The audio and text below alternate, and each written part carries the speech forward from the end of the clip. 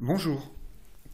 Vous allez, grâce à cette vidéo, recopier sur votre cahier de cours le début du chapitre numéro 2. Le titre, c'est la symétrie axiale et la symétrie centrale.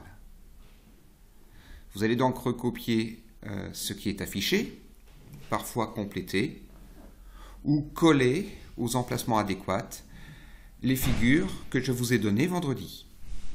Alors, on commence. Premier grand paragraphe, la symétrie axiale, rappel de 6e. Dans ce premier grand paragraphe, il y aura des sous-paragraphes. Donc, petit 1, définition et construction. Définition 1, deux figures sont symétriques par rapport à une droite lorsqu'elles se superposent par pliage le long de cette droite. Cette droite s'appelle l'axe de symétrie. Avant d'aller plus loin, je vous signale que vous pouvez arrêter à tout moment la vidéo pour avoir le temps de tout recopier.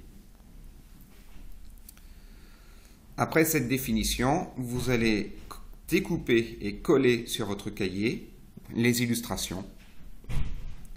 Ici, on voit que les ailes d'avion et les ailes de papillon sont symétriques par rapport à la droite D.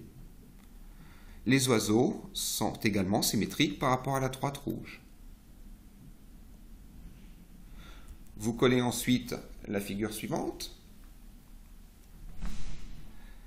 Là, la figure A', B', C', D', E' est symétrique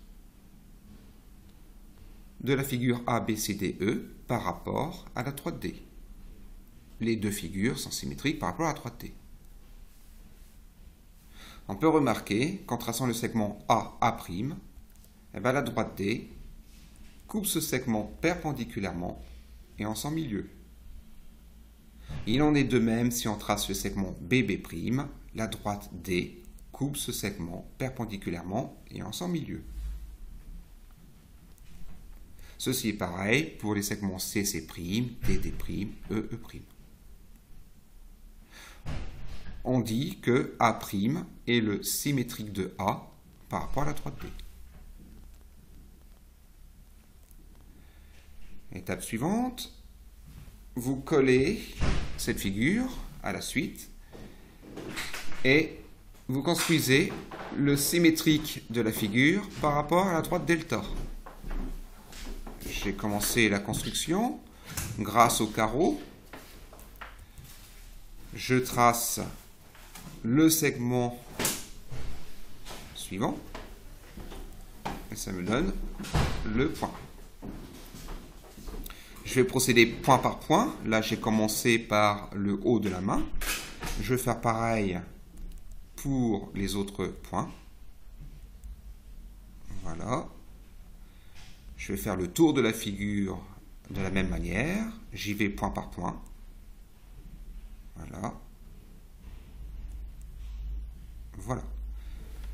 Je vous laisse continuer la construction. À la fin, la figure que vous obtenez doit être vraiment symétrique de la figure se trouvant à gauche par rapport à la droite delta. On continue. Définition 2. Soit un point M est une droite D dans le plan. Le point M' est le symétrique du point M par rapport à la droite D lorsque D passe par le milieu du segment MM' d'une part et D est perpendiculaire au segment MM'. Ce n'est pas nouveau finalement. Alors la construction, je vous laisse tracer la droite D, un point M, à peu près comme je vous le montre, et on va construire son symétrique par rapport à la droite D. Le nouveau point s'appellera M'. Alors pour cela, il y a différentes manières, je vous en propose une. On va d'abord tracer la perpendiculaire à D passant par M. Pour cela, je prends l'équerre, je la place comme ceci. Je trace la perpendiculaire. Je retire l'équerre. Voilà mon angle droit.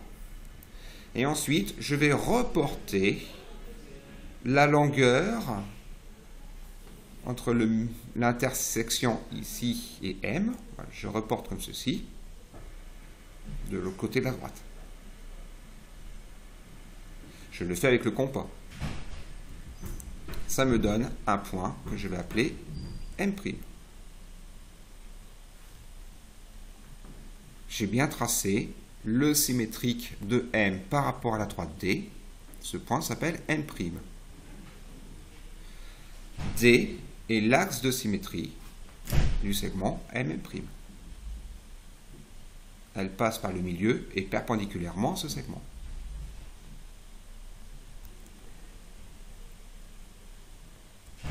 Dernière définition, la médiatrice d'un segment est la droite perpendiculaire à ce segment passant par son milieu. C'est l'axe de symétrie du segment. Alors en dessous, je vous laisse faire la figure et la construction. Tracez un segment AB et à vous de construire la médiatrice du segment AB. Je ne l'ai pas faite dans cette vidéo, on la reprendra mercredi prochain. Je vous rappelle que pour tracer la médiatrice du segment AB, seul le compas et une règle suffit. Je vous laisse reprendre le cours de 6e. Je vous laisse essayer de vous rappeler de la méthode de construction. Si vous n'y arrivez pas, ce n'est pas grave, on reprendra cette méthode mercredi prochain. À bientôt.